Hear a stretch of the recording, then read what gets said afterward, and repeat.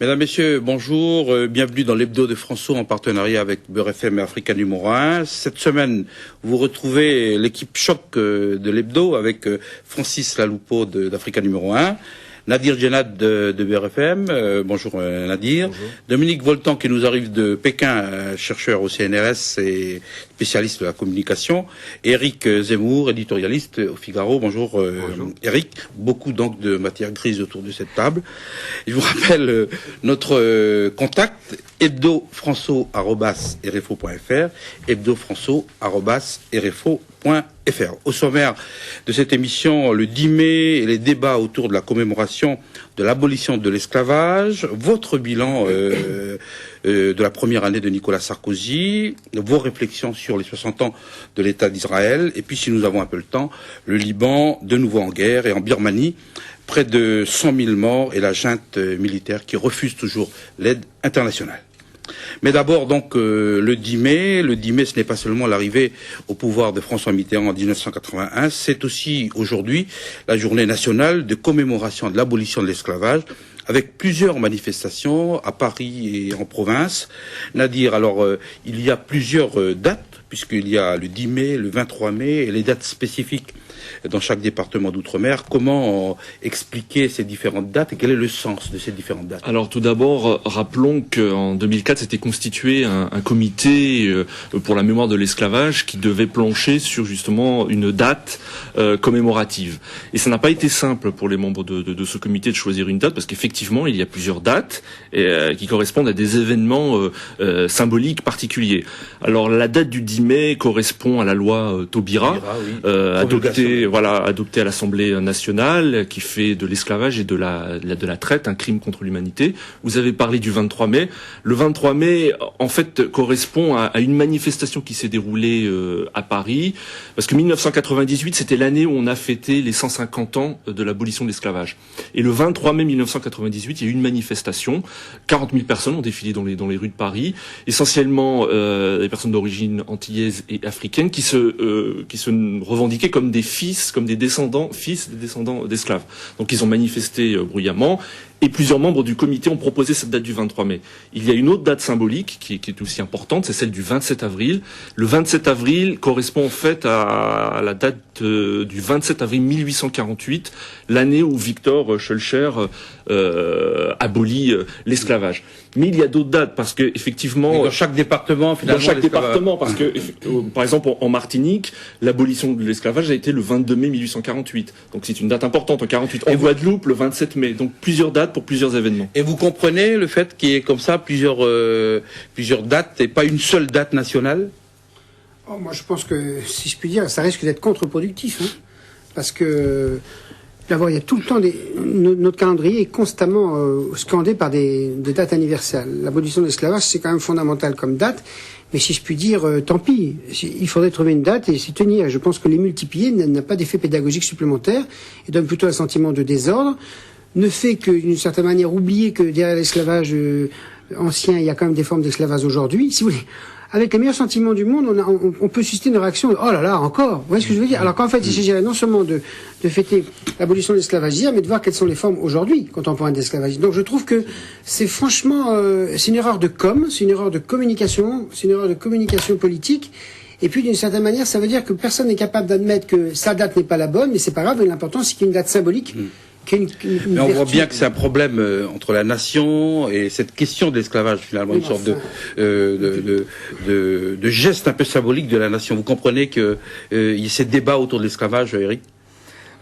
Moi, je pense que comment vous dire, nous sommes entrés dans je crois que ça vient d'une évolution du débat public depuis une vingtaine d'années, c'est-à-dire que nous sommes dans une logique victimaire.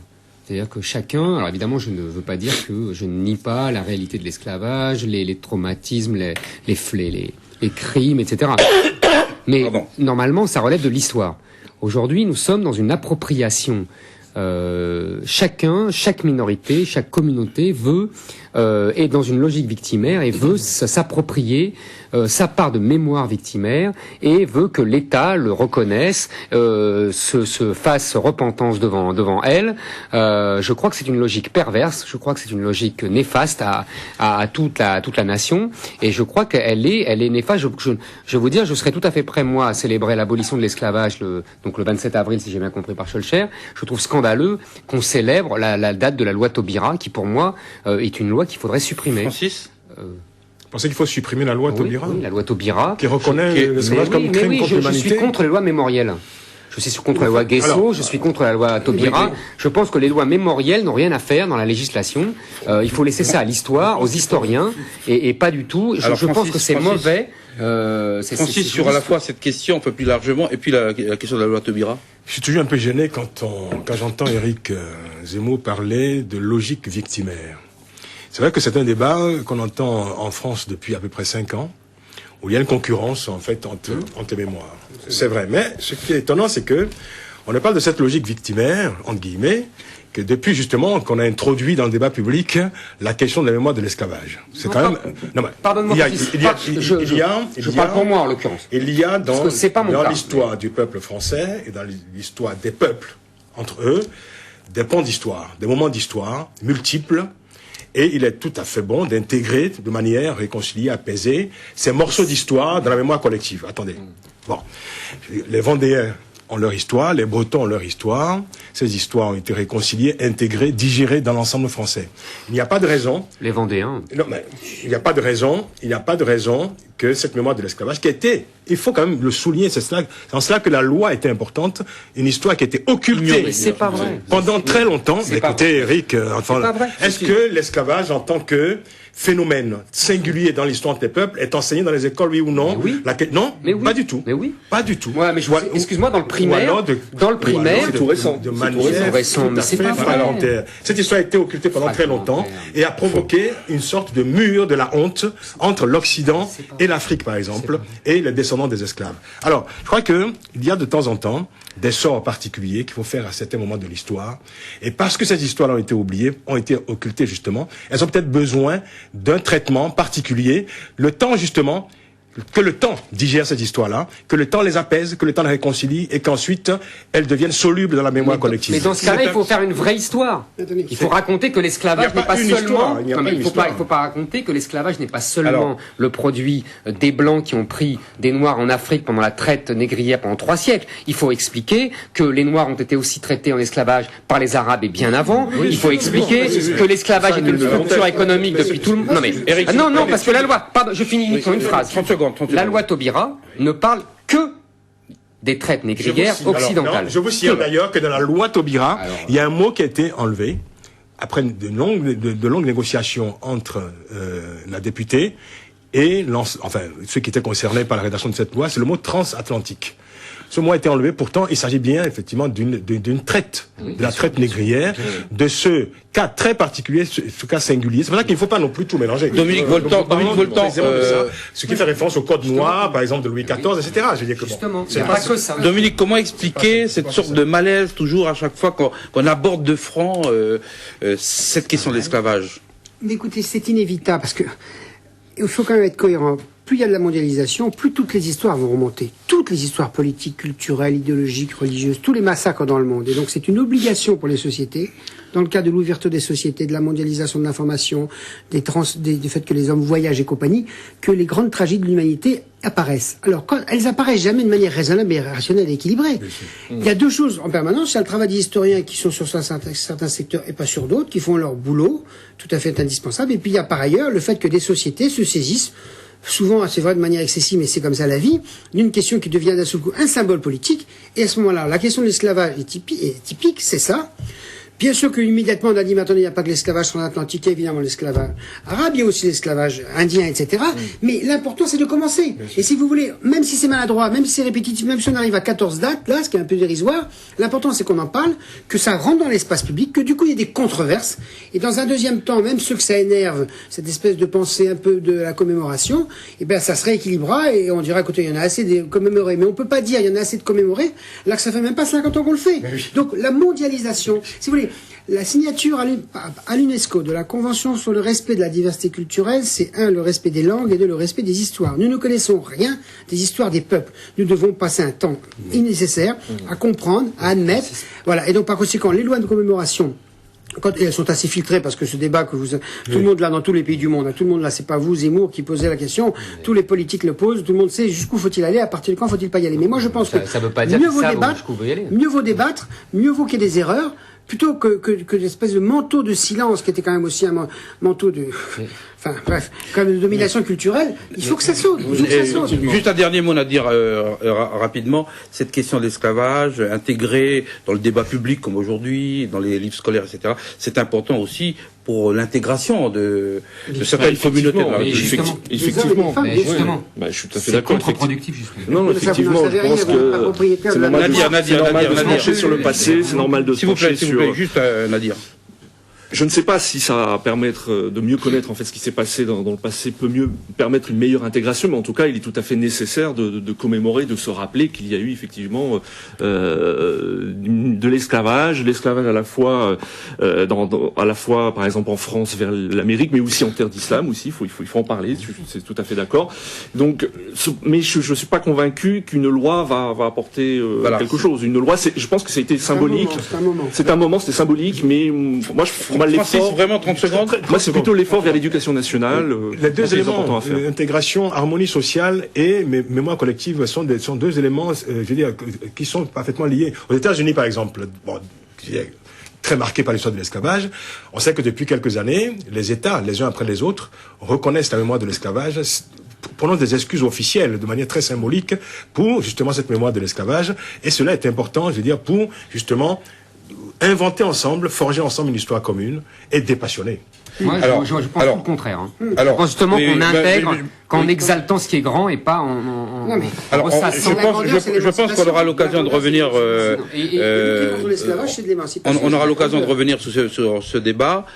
Peut-être que vous ne le savez pas, vous l'avez peut-être oublié, mais il y a un an, Nicolas Sarkozy était élu président de la République. Le bilan de cette année a été très largement commenté et décortiqué par l'ensemble de la presse. Mais c'est vrai que c'est un sujet qui passionne beaucoup nos confrères. Nous allons revenir sur quelques points de repère un peu de cette année. D'abord, peut-être Eric, quelle est l'image de la France? Est-ce que ça a changé l'image de la France, la première année de Sarkozy? L'image de la France dans le monde? C'est compliqué à répondre, parce qu'il y a une image personnelle de Sarkozy, entre séduction et ridicule, je dirais.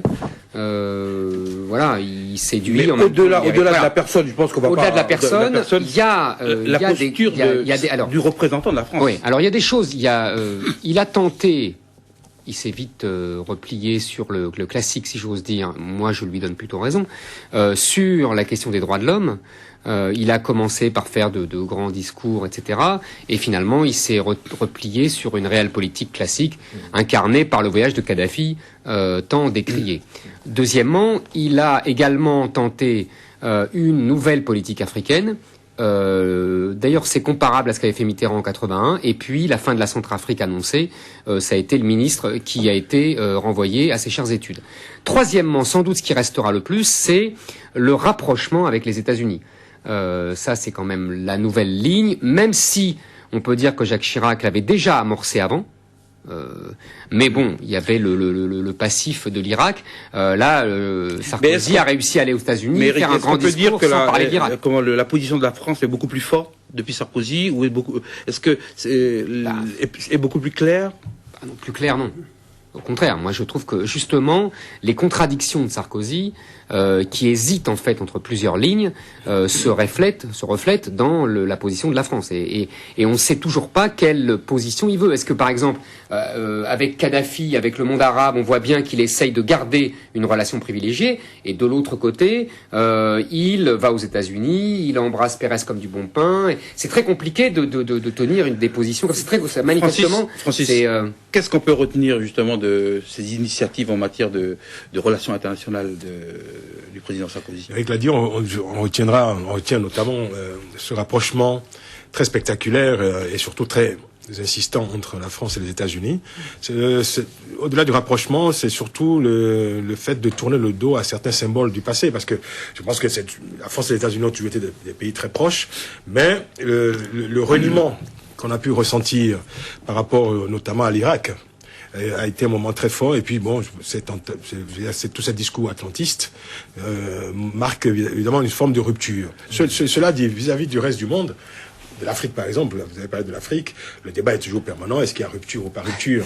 Bon, c'est évident que... Le discours de Dakar, vous pensez que ça a été récupéré, finalement, ça a été... Le discours parce que ça a marqué quand même. Le discours de Dakar restera une tache sombre dans le mandat de Nicolas Sarkozy. Un discours qu'il essaie de rattraper ensuite au Cap, avec le discours du Cap, mais évidemment, quand on note également les propos qui ont été tenus en Tunisie récemment, le départ tout aussi radical de Jean-Marie Bockel, secrétaire d'État à la coopération, après qu'il eut tenu des propos annonçant l'acte de décès de la France-Afrique. Donc, il me semble, moi je crois qu'il y a un désir de rupture, il y a un désir personnel peut-être intime, mais il y a une grande difficulté, je veux dire, à se donner les moyens et à inventer réellement les conditions de cette rupture-là. Moi, sur le plan international, je retiendrai trois choses. Tout d'abord, on la relance quand même de l'Europe avec l'adoption du traité. Parce qu'on n'a pas parlé. Justement, j'attendais mon tour pour l'Europe. Du traité simplifié quand même. L'Europe était en panne. Bon, on verra. Hein, le traité n'est pas parfait, mais en tout cas, il a permis de relancer l'Europe. L'Union pour la Méditerranée, dont on a beaucoup parlé. Je trouve qu'on a beaucoup parlé, mais ça a c'est du quand mal même à rentrer une nouveauté quand même, parce que c'est vrai qu'on a parlé d'alignement sur les États-Unis. S'il y a vraiment une nouveauté dans la politique étrangère, c'est bien, je pense, l'Union pour la Méditerranée. Le lancement solennel est prévu le 13 juillet à Paris.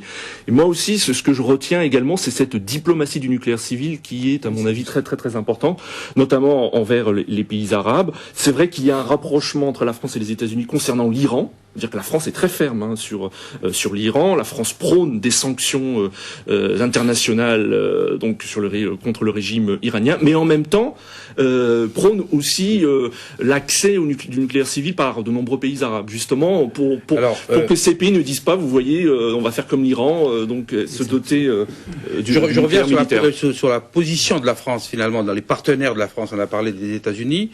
Sur l'Europe, on a senti qu'il y avait un peu de l'eau dans le gaz avec les Allemands. Or, on dit souvent que le couple franco-allemand est un peu l'ossature de l'Europe. Est-ce que vous pensez qu'il a un peu déstabilisé les choses de ce côté-là? Avant de parler de l'Europe, moi je dirais que, hélas, je ne suis pas sûr que la perception de la France dans la politique de Sarkozy au niveau international soit claire. Je crois que c'est assez brouillé. D'abord parce que je crois que l'homme a compris. Vous êtes d'accord avec Eric? Non, mais attendez, je suis pas moi d'accord. Si vous voulez, il a découvert, c'est même incroyable, que le monde était très complexe et qu'il n'oublierait pas assez logique, ni assez des fantasmes, ni assez des desiderata.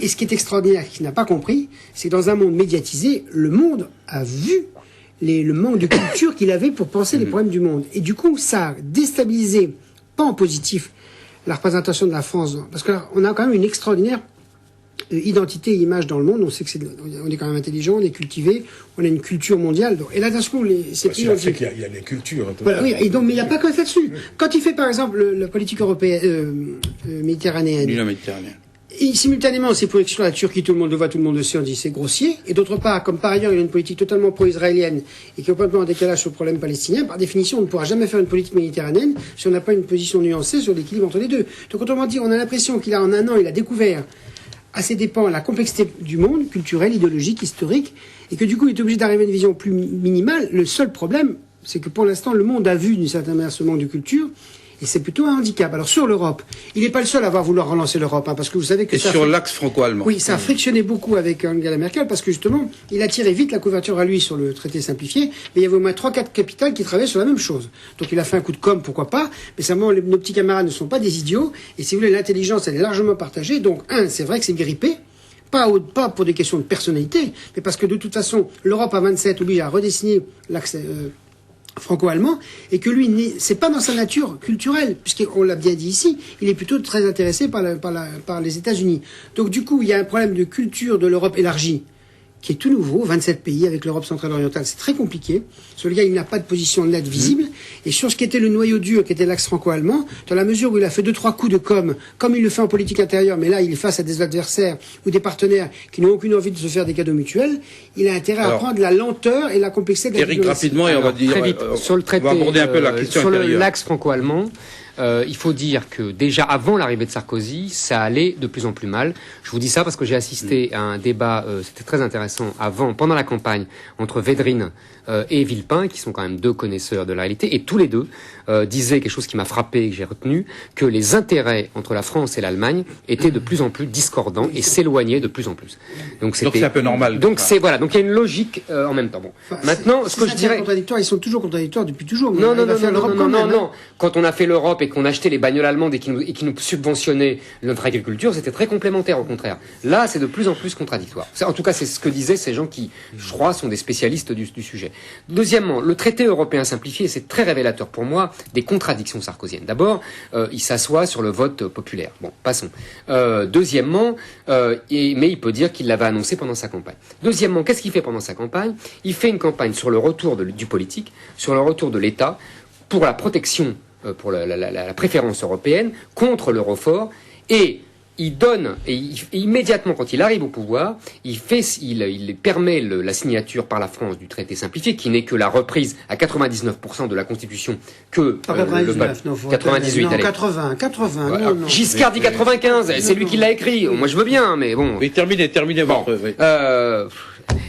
donc il reprend ça, qui va augmenter considérablement les matières qui sont données à la compétence européenne, et deuxièmement, il le fait sans aucun prix, il ne demande rien en échange, il n'obtient rien en échange pour l'euro-fort, pour la préférence communautaire. Les Allemands nous ont envoyé bouler sur ces deux sujets, qui sont les deux sujets essentiels parce qu'ils obligent aujourd'hui les entreprises françaises à se délocaliser. C'est comme ça que les Allemands ont fait. On admire toujours l'excédent commercial allemand, mais c'est parce que ils ont délocalisé dans les pays de l'Est, hors de la zone euro. Ils vont oublier toujours de le dire. Je voudrais qu'on revienne aussi sur le Sarkozy et la politique intérieure. Oui. Alors, Sur juste un mot. Alors, 30 secondes. Parce que quand même, il faut dire, hélas, que notre position, il peut d'autant plus apparaître comme le sauveur de l'Europe que, par ailleurs, nos déficits ne sont pas en baisse.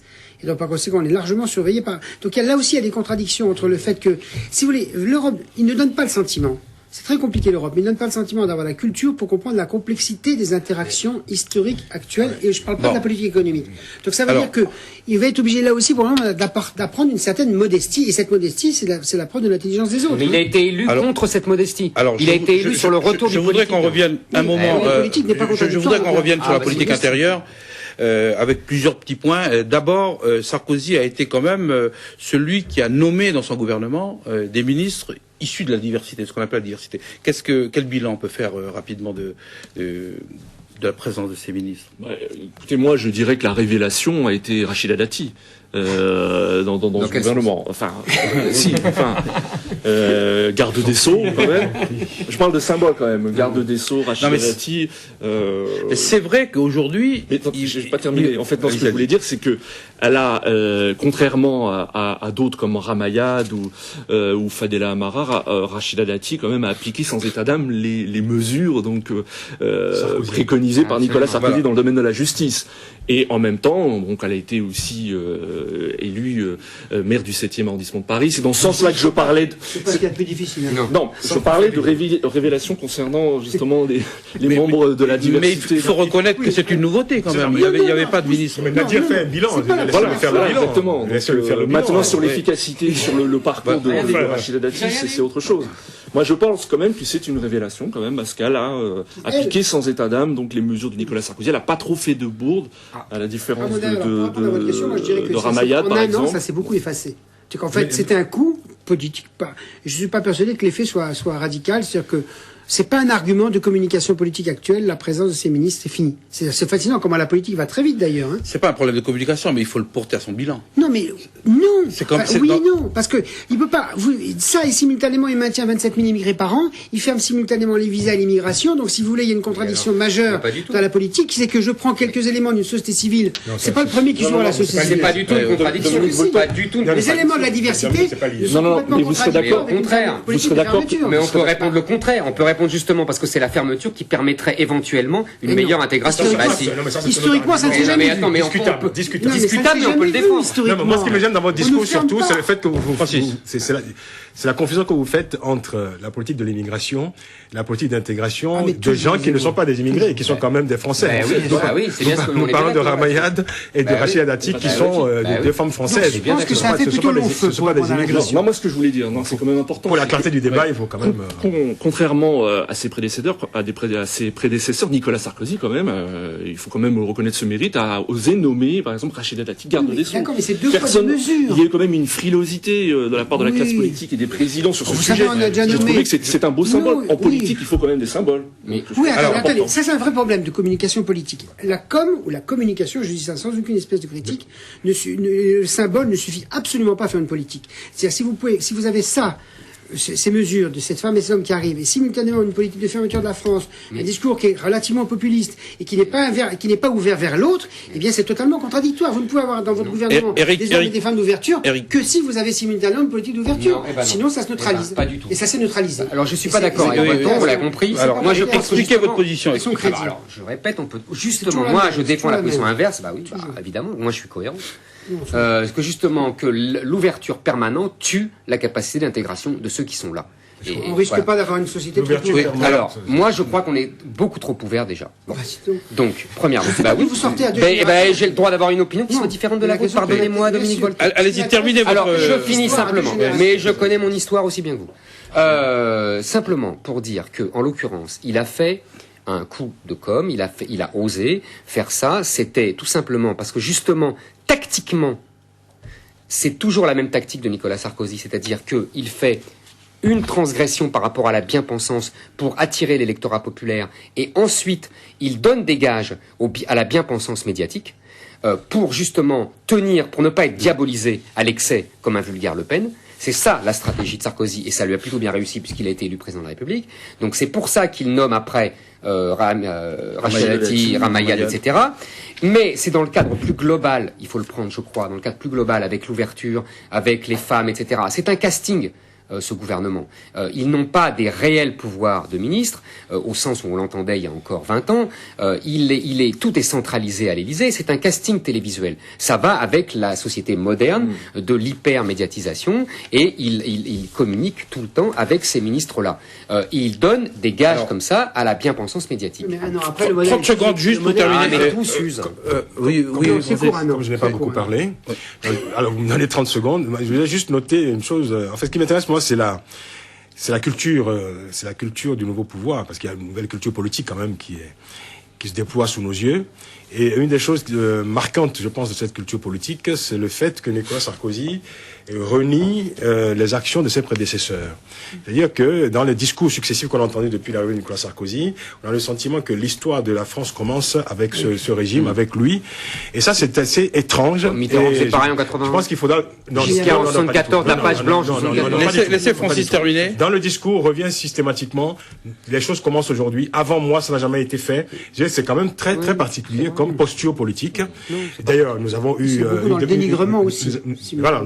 Nous avons eu dernièrement d'ailleurs une illustration lorsque Nicolas Sarkozy rencontrait les députés il y a quelques jours, et cette manière, je veux dire, de dénigrer l'action de son prédécesseur Jacques Chirac, quoi que l'on pense, je veux dire, des mandats de Jacques Chirac, et que c'est inversé, je dirais, à la sagacité, soumettre à la sagacité des historiens ou des analystes politiques, mais que le successeur de Jacques Chirac dise notamment, lui il a mis 21 ans pour se faire élire, et il n'a fait qu'une réforme et demie, alors que bon, moi j'ai été élu du premier coup et j'ai fait 50 réformes, et ce sont des propos qui sont assez surprenants de la part de l'État. c'est pas un jugement de valeur, je constate simplement que c'est une culture politique tout à fait intéressante. Il me semble quand même que depuis toujours, dans la tradition, dans une tradition qu'on trouve dans tous les pays, chaque chef d'État, au-delà des périodes électorales, se situe, me semble-t-il, dans une continuité, historique. Merci. Mais il n'empêche que Giscard a fait la même chose. Merci beaucoup. Mais vous avez oublié. Et Mitterrand, la lumière, la phrase de Jack Lang, la lumière et l'ombre. Je vous rappelle le discours de Jacques Chirac. Le discours de Jacques Chirac. Est-ce que je peux intervenir? Le discours de Chirac. Un grand discours historique au moment du décès de François Mitterrand. Mais je parle pas de Chirac, j'ai fait que ça. Le chef voudrait quand même dire quelque chose chez lui. Voilà, nous allons continuer et parler des 60 ans de l'État d'Israël. Donc, après 2000 ans de diaspora. Sarko, quand même, la communication. Plus tard. Après 2000 ans de diaspora et 12 ans de guerre contre les Anglais et les Palestiniens, l'État d'Israël donc est né le 14 mai 1948.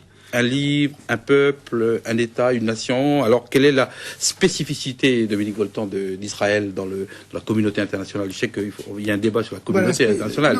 Quelle est la spécificité de la cet spécificité État d'Israël, si vous voulez, d'ailleurs, ça vient après le génocide. Et le paradoxe, c'est que le génocide a lieu en Europe.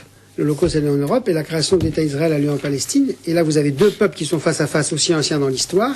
Et là, vous avez un espèce de tour de passe-passe comme l'histoire, hélas, sait en faire. C'est que l'Europe règle ses comptes avec la question de l'Holocauste en créant l'État d'Israël. En aidant à créer. Voilà, au détriment naturellement des Palestiniens qui sont là depuis aussi longtemps au moins. Donc par conséquent, depuis 1948-49, le débat est le même, c'est oui à l'existence de cet État-là, à condition que demain, le plus tôt possible, il y ait naturellement à la fin de cette espèce de guerre effrayante, qui est la condition d'une bonne partie de la déstabilisation du Proche et du Moyen-Orient et du monde entier, pour que les peuples palestiniens, on est loin d'y être hélas, aient les mêmes droits, et que ça s'accompagne de droits et devoirs mutuels. Donc la question de la création de l'État d'Israël, ça touche au cœur le rapport entre le religieux et le politique. Et si vous voulez, c'est en ça que on est sur quelque chose qui est très violent, parce que le retour du religieux en politique avec le début du XXIe siècle fait que dans un grand nombre de régions du monde, on risque d'avoir des mêmes problématiques de lien entre le politique et le religieux. Alors, ce qu'on avait essayé de faire entre la fin du XIXe siècle et une bonne partie du XXe siècle, c'était de séparer un petit peu dans la politique le religieux et le politique. La création de l'État d'Israël renoue les deux, exclut les Palestiniens et redonne l'idée qu'il faut à chaque fois renouer religion et politique. Donc, Eric veut prendre la parole. Simplement, Nadir, est-ce qu'on peut rappeler les fondements même de l'État d'Israël? Il y en a plusieurs, mais moi je dirais que le fondement principal, c'est le sionisme. Le sionisme, donc revendique pour des raisons politiques et religieuses le retour des Juifs en Palestine. Et d'ailleurs, les fondateurs de l'État d'Israël en 1948 ont préconisé la création de l'État d'Israël comme un État avant tout pour les Juifs. Religieux, un État juif. Un État pour les Juifs, c'est un État religieux. Mais non, et donc, ça pas dit un État religieux, c'est un État juif. Donc c'est pour ça qu'aujourd'hui, même encore de nombreux, des milliers de Juifs, donc émigrent en Israël parce que c'est vraiment un État juif, dans le sens où les fondateurs ou les créateurs de l'État l'ont préconisé. Un État religieux, vous dites, Eric? Mais oui, parce que préciser. Bon, alors c'est dans la Constitution. C'est dans la Constitution. Mais laissez-le préciser. Je pense que là, il y a une erreur historique majeure. Le sionisme n'est absolument pas un mouvement religieux. C'est un mouvement, et c'est absolument pas un mouvement né de l'Holocauste. Deux erreurs majeures. Mais non, le sionisme, il est bien avant l'Holocauste. C'est bien ce que j'ai dit. Laissez-le terminer. Le sionisme, Dominique, laissez-le terminer. Historique. Moi, je dis que ça vient après l'Holocauste, après la Deuxième Guerre mondiale. Oui, mais c'est un effet d'optique. C'est un effet d'optique. Revenons sur la question État juif, État religieux. Oui, les deux. Mais oui, le sionisme est un mouvement issu. Non, mais vous pouvez pas refaire l'histoire à votre manière tout le temps. Oui, mais il va donner son point de vue. Oui, mais on peut pas donner un point de vue indépendamment de l'effet historique quand même. C'est justement des faits historiques. Alors ça suffit, laissez-moi parler. Le sionisme est un mouvement issu du mouvement des nationalités du XIXe siècle, qui a imité la Révolution française, tous les pays d'Europe. Et le sionisme est le dernier mouvement européen des nationalités. Première chose. Deuxièmement, il commence à grandir en Israël sur les territoires du mandat anglais avant la Seconde Guerre mondiale. Troisièmement, S'il y a de la mauvaise conscience des États européens en 48 qui poussent certains, pas tous, les États-Unis jusqu'au bout sont contre le vote, ils votent oui au dernier moment pour la naissance d'Israël. Ça n'a pas un enjeu majeur et les sionistes, qui sont des gens socialistes, irreligieux, anti-religieux. Le mouvement des kibbutz est anti-religieux. Ils sont contre la religion juive. Ils ne la pratiquent pas. Mais ça, c'était hier, plus aujourd'hui. Oh là là, mais 2 minutes. Ben oui, mais il faut aller vite. Et ensuite, ça, c'est pas un cours d'histoire. Si, parce que sinon on comprend rien à l'Israël d'aujourd'hui. Mais là, on ne gagne pas du temps. Là. Merci. Et que, en 48, lors du partage entre deux États, c'est la partie arabe qui refuse et les Israéliens qui se précipitent, si j'ose dire, sur ce refus pour gagner des territoires. Le changement, le vrai changement, il est en 67, après la victoire de 67, où le sionisme de mouvement de gauche, entre guillemets, laïque, anti-religieux, bascule, avec la reconquête de Jérusalem, vers un mouvement religieux. C'est comme si les Israéliens étaient récupérés par les Juifs. C'est ça le paradoxe extraordinaire. C'est que c'est un État, justement, qui ne se veut pas juif et qui est récupéré par les Juifs. C'est ça le paradoxe. Le sionisme est autant laïque que religieux. Il est laïque. Non, vous voulez voir que ça. Mais non, mais c'est l'histoire d'Israël. Alors, n'importe quoi, voilà. Dominique, le sionisme, c'est religieux. Mais non, mais c'est pas. Est-ce qu'on va pas se... Ben Gurion n'est pas pratiquant, par exemple, tous les leaders israéliens ne sont pas pratiquants. Est-ce qu'on peut avoir le point de vue de Francis sur cette question? Alors, je pense qu'on va peut-être fermer la séquence historique. Voilà. Et elle est essentielle pour comprendre Israël. À condition de ne pas la travestir. Si on peut revenir à l'actualité. Oui. En fait, quand même, les 60 ans de la naissance d'Israël. Moi, la remarque que je peux faire, c'est que c'est un drôle d'anniversaire quand même, qui se passe pour les observateurs extérieurs sous haute sécurité, avec un déploiement des forces de sécurité, des forces de l'ordre extraordinaires. Et il me semble que le jour où Israël fêtera la victoire, parce qu'on parle aussi beaucoup de victoire ces jours-ci, fêtera sa vraie victoire, ce sera le jour où Israël pourra justement faire la fête, célébrer les festivités, sans avoir peur surtout, sans avoir peur. C'est important. Parce que ce que j'entends dans ces discours de festivités, ce sont quand même des discours assez étonnants parce que vu de l'extérieur, on s'étonne qu'une partie de la Palestine, c'est-à-dire Israël, puisse faire la fête en même temps qu'en face, les autres considèrent qu'il s'agit du jour le plus terrible, enfin un jour sombre de l'histoire. Et j'entends dans le discours une sorte de parcours sans faute d'Israël. C'est le discours officiel. Zéro faute sur toute la ligne, le parcours a été parfait. Mais on parle d'Israël. Oui, bien sûr. Pas tous, d'ailleurs. On parle d'Israël. Non, mais pas tous. Je parle du discours officiel. Ah oui, bien sûr. Le discours officiel donne le sentiment d'un parcours sans faute. Or, il faut quand même dire et rappeler, peut-être qu'on ne le fait pas assez, on ne le fera jamais assez. C'est un parcours quand même qui a été aussi entrepris à coup d'injustice, d'oppression, de domination, etc. Alors, donc, c'est quand même un anniversaire au détriment d'une partie de la Palestine. Souvent, d'ailleurs, Israël reproche aux Palestiniens. La question de Jérusalem reste posée.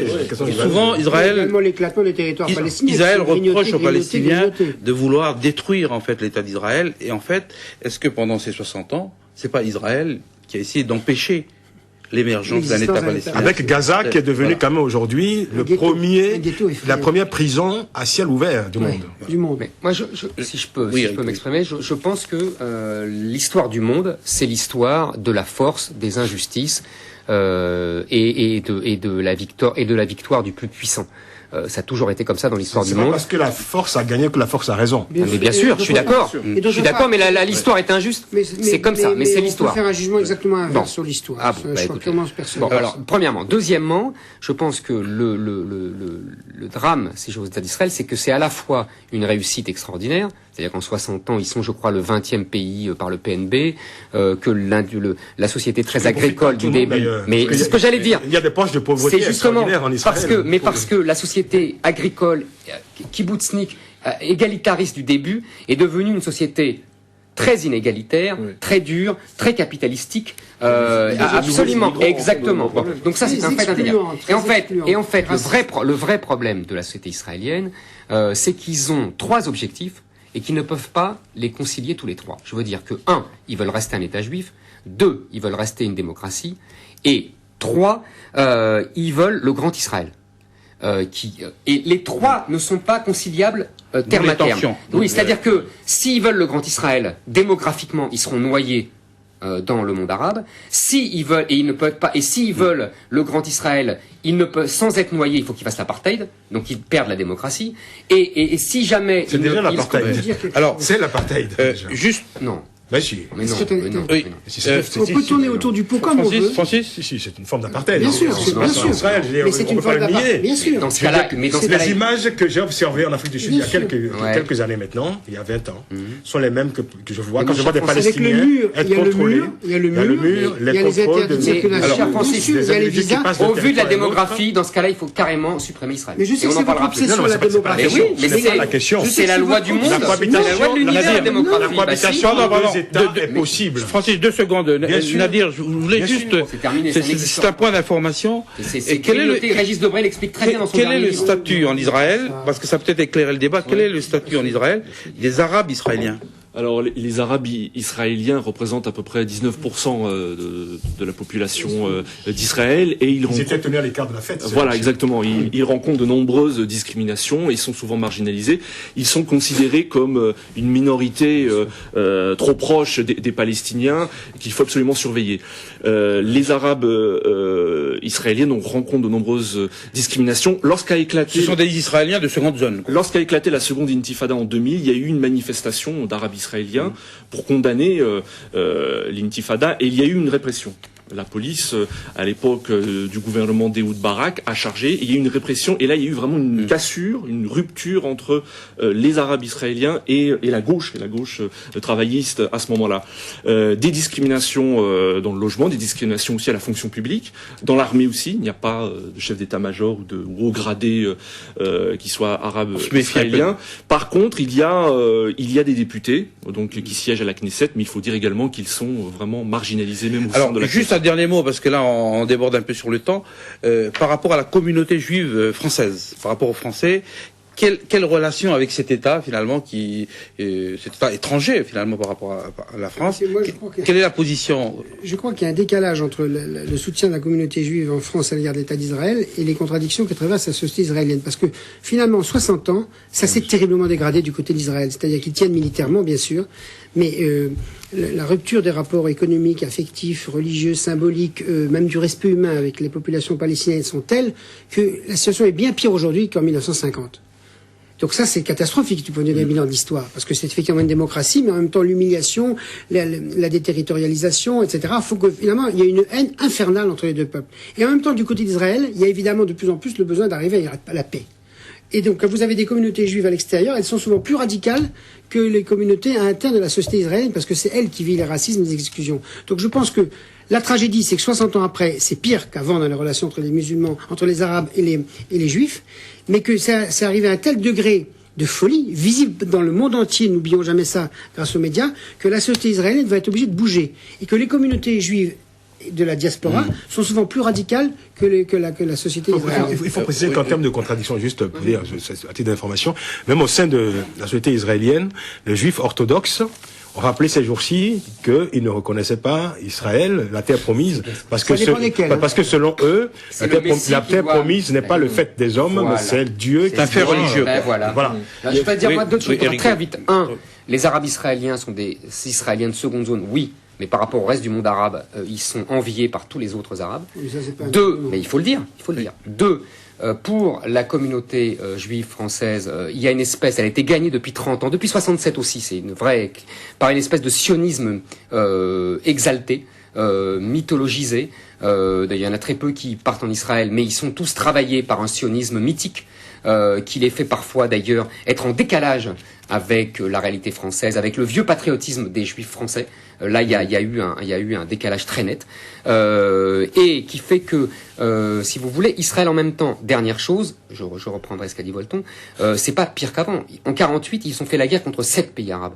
En 73, contre 3 ou 4. Aujourd'hui, il y a plus personne n'arrive à leur faire la guerre, sauf les Palestiniens. Ça change rien. Ça. Non, ça change pas rien. Ils ont l'arme Non. atomique. Mais, oui, Non, mais c'est pas ça, mais l'histoire est faite par la force, Mais par non, la parce force que par militaire. définition, vous verrez militairement, les Israéliens ont gagné, politiquement, ils ont perdu. Ah, ben, je suis À propos des Le Juifs de bilan est là. France, Et donc, politiquement, et vous allez à voir propos des Juifs de France, juste un clin d'œil pour Francis, juste un clin d'œil pour Éric Zemmour dans son livre qui vient de paraître Petit Frère. Il raconte une scène très intéressante d'un mariage de juifs, un mariage juif, et à un moment donné, une séquence du mariage, toute la communauté présente se met à chanter l'hymne israélien, et puis il y a un monsieur, apparemment c'est un vieux monsieur, qui dit mais pourquoi il chante l'hymne israélien? Est-ce que ça lui viendra l'idée de chanter la Marseillaise? Ouais, voilà. Voilà, donc, mais de toute façon, juste une autre question, dernière question peut-être sur ça. Cet État, donc en 60 ans, a quand même intégré des diasporas qui viennent de tous les pays De du manière monde. très inégalitaire. Donc finalement, est-ce que c'est pas une leçon aussi Ah non. Non, parce qu'ils ont communautarisé la société israélienne. C'est affreux. Si vous voulez, il y a des ça, c'est votre point de vue. Non, mais non, les c'est séfarades. oui, Mais demandez, les séfarades sont une société complètement inégalitaire, sans parler des juifs qui viennent d'Éthiopie. Et donc, si vous voulez, il y a hélas, au sein d'un peuple, d'un État, c'est pour ça que c'est fascinant, un État religieux, mais ça peut être la même chose sur un État laïque, un État religieux qui fait venir tous ses frères, finalement réintroduit des inégalités, des hiérarchies qu'on n'accepterait pas ailleurs. Mais surtout, d'une part, et d'autre part, ça n'empêche pas la haine, hélas, et l'espèce de mépris de l'autre. C'est pour ça que c'est fou. Parce que ce n'est pas le combat du vice contre la vertu. Nadir, pour un dernier mot. Juste un mot, quand vous parliez de haine entre Israéliens et Palestiniens, il y a eu un sondage qui est sorti dans le quotidien Haaretz il y a quelques mois, et qui disait qu'une majorité des Israéliens étaient favorables à un dialogue avec le Hamas. Donc il y a quand même la société civile israélienne est quand même en avance par rapport aux politiques. Le seul aspect positif de cette tragédie en 60 ans où les rapports sont détériorés de manière effrayante, surtout pour les Palestiniens bien sûr, c'est que paradoxalement, et c'est souvent comme ça les contradictions, ça va accélérer en Israël la volonté d'arriver à une paix, donc la création de 2 États. Voilà. Je pense que la question ne se pose plus. Il faut voir dans le dernier livre de Régis Debray qui explique très bien comment il n'y a plus de territoire pour l'État palestinien. Alors, il nous reste 5 minutes d'émission. On va passer rapidement sur 2 ou 3 sujets. D'abord, peut-être la Birmanie. C'est une situation assez scandaleuse, puisque le bilan du cyclone qui a frappé le pays est aujourd'hui de plus de 100 000 morts et 1 million de sans-abri. Et pourtant, la junte militaire refuse l'aide internationale. Alors, qu'est-ce qu'on peut dire de cette situation et quelle stratégie adopter par rapport à ce pays qui se ferme en fait à l'aide? Très rapidement, non seulement elle refuse l'aide internationale, mais elle va organiser un référendum ce week-end sur fond de larmes et de sang. Nous avons la caricature d'une dictature crépusculaire, comme on n'imaginait pas, on n'imaginait plus. Alors que peut-on faire? Mais rien. Simplement un concert d'indignation, envoyer les vivres, puisqu'ils acceptent les vivres, mais pas les hommes. Le fameux droit d'ingérence. Mais ça, de toute façon, c'est une sorte d'aberration des temps modernes. Le droit d'ingérence, c'est une invention, c'est une sorte de mythologie qui a vécu d'ailleurs. Non. Le droit d'ingérence par des ONG, pas par des États, parce que là, on est dans des problèmes d'État. Oui, malheureusement, le droit d'ingérence était une notion politique. Donc, c'est ça la difficulté. L'ingérence existe déjà, puisqu'il y a une indignation collective internationale. Il y a une condamnation internationale de l'attitude de la junte militaire. Il faut simplement prendre acte. Je crois qu'aujourd'hui, malheureusement, quelque chose de malheur est bon, cette catastrophe permet à cette junte militaire de se montrer aux yeux du monde comme jamais auparavant, de montrer sa vraie nature, et surtout, vous savez, le chef de la junte en ce moment, il passe son temps à consulter son astrologue pour savoir quelle sera l'issue du référendum. Eric, rapidement, rapidement sur le Liban. Le Liban, donc les vieux démons qui reviennent au Liban, les violents affrontements entre les milices du Hezbollah et les forces gouvernementales ont fait déjà une dizaine de morts. C'est la guerre qui recommence. Je sais pas, je suis pas prophète. Je pense que de toute façon, il y a un vrai problème au Liban depuis longtemps, qui est la fin de la domination chrétienne et donc maintenant la guerre pour la domination sur ce pays entre les différentes communautés. Deuxièmement, il y a la Syrie qui n'a jamais renoncé à considérer que le Liban appartient de fait à la Syrie. Et puis l'Iran. Et maintenant l'Iran. Et troisièmement, il y a en fait ce qu'on appelait au temps de Richelieu et des protestants un État dans l'État qui est le Hezbollah, évidemment, qui est armé. Et on sait que Richelieu a fait la guerre aux protestants pour ça. Donc on voit la logique historique. Plus une baisse d'influence de l'Occident. Moi je dirais que la Syrie. Sur la scène libanaise. Moi je dirais que la situation... Très rapidement, Nadir, parce que je veux qu'on dise un mot sur Obama. La situation est très très grave parce que depuis novembre dernier, il n'y a pas de président au Liban et on sait qu'il y a un affrontement entre le gouvernement que l'on dit pro-occidental et l'opposition pro-syrienne et notamment le Hezbollah. Donc c'est la porte ouverte au danger. Le Liban existe-t-il ? Mais si le Liban se divise, ça veut dire qu'il y a des tas de situations politiques dans le monde qui risquent de se déchirer de la même manière parce que nous sommes condamnés. Les communautés font la politique. Il faut trouver un principe. Alors il nous reste juste une minute. Une minute. Je voudrais qu'on revienne sur deux personnalités de l'actualité de la semaine. D'abord, Vladimir Poutine, c'est un retour ou c'est comment? Il faut que c'est l'aigle à deux têtes qui est le symbole de la Russie. C'est l'éternel retour. Non. Méfions-nous, je n'arrête pas de le dire ici, méfions-nous des manières critiques et directes et radicales dans lesquelles nous, les pays démocratiques, entre guillemets, nous jugeons les autres. C'est clair que la Russie, c'est pas nos codes culturels. C'est clair. C'est clair que ça rentre pas dans nos paradigmes. C'est c'est tout. Non, bien sûr, c'est pas une démocratie. Mais si vous voulez, si vous regardez la Chine aujourd'hui, c'est le même problème. C'est-à-dire que, comme ça ne correspond à aucun de nos critères, on caricature. De grâce, ils peuvent nous caricaturer exactement de la même manière. Donc c'est sûr que par rapport à nos critères. Non, mais là, là-dessus, il a raison. L'enjeu, c'est pas de savoir s'il est d'accord avec moi ou pas. Je m'excuse. Bon. La question est de savoir, arrêtons de juger le monde entier avec nos critères à nous, considérant que nous sommes parfaits, alors que nous sommes la plupart du temps des poubelles sociales et politiques, et nous ne sommes pas capables de faire vivre nos propres démocraties. Attendez, quand vous êtes dans certaines situations sociales, aux États-Unis, je m'excuse, qui se prennent pour le parangon de la démocratie, ou l'Europe qui se prend pour le parangon de la démocratie, avec les pauvres que nous traitons, les immigrés, les exclusions, je trouve que l'Occident devrait de temps en temps être un peu plus modeste sur la main dont il juge de manière définitive, et la Russie, et la Chine, et une bonne partie d'Amérique latine. Voilà. Autre figure de la semaine, Barack Obama. Francis, est-ce que il est désormais le favori du parti démocrate. Est-ce qu'il peut être président des États-Unis demain? Oui, s'il n'est pas assassiné. Ah, s'il peut l'être. Il a au moins une chance sur deux puisqu'il y a deux candidats. Vous nous la refaites, Non, mais ce qui est terrible avec Obama, ce qu'il faut noter, c'est que la campagne a été très longue, très dure. Et le retour de la question raciale. Il a voulu. Ah bah si, non, il l'a traité, il l'a traité. Il l'a traité avec beaucoup d'intelligence. Ah mais je suis d'accord, lui de sa part oui, mais moi j'aimerais surtout rendre hommage à ces deux personnes, Barack Obama et Hillary Clinton, qui ont fait un parcours et puis un exercice de démocratie extraordinaire, je veux dire, pour le monde entier.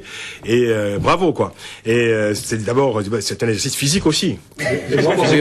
Ça veut dire aussi que ce sont des gens quand même qui ont dépensé une grosse énergie, alors que la campagne en tant que telle pour la Maison Blanche n'a pas commencé. Et alors, rien que pour ça, est-ce que la primaire va tuer le voilà. Non, mais la primaire aurait pu faire beaucoup de dégâts, même au sein du parti. Mais on voit déjà les deux candidats commencer à préparer l'après-primaire, à mettre en place le discours nécessaire pour ressouder les troupes, pour que le Parti démocrate avance, je veux dire, en rang serré. Mais ce n'est pas la première fois que le Parti démocrate, je veux dire, Nadir, vraiment, 30 secondes. Juste une chose, pendant ce temps-là, John McCain, lui, fait campagne. Il soulève des fonds et il parcourt l'Amérique. Et donc, j'ai le sentiment quand même qu'il a pris de l'avance. Je pense que la primaire démocrate va laisser des traces. On l'a déjà dit ici. Donc John McCain est favori de cette élection. Oui, c'est pas sûr. Il y a plein de pays, il y a plein de campagnes électorales où un camp de droite ou de gauche, peu importe, il faut que tu conclues, se divise et est capable de gagner par ailleurs. Je ne sais pas. En tout cas, ce que représente Obama, ça c'est sûr que c'est un symbole qu'il dépasse. C'est en ça que la démocratie a quelque chose qui est fort. C'est de temps en temps, elle fait sortir des hommes et des femmes qui, au-delà de la personnalité, condensent des aspirations, des rêves, des mutations culturelles qui sont fortes. Cet homme, on connaît par cœur son histoire. Bien. Il représente une mutation culturelle et politique. Merci à tous pour votre participation. Rendez-vous donc la semaine prochaine, même heure et même chaîne, et vous trouverez votre présentateur habituel, Jean-Marc Bramy. Bonne semaine à tous et merci.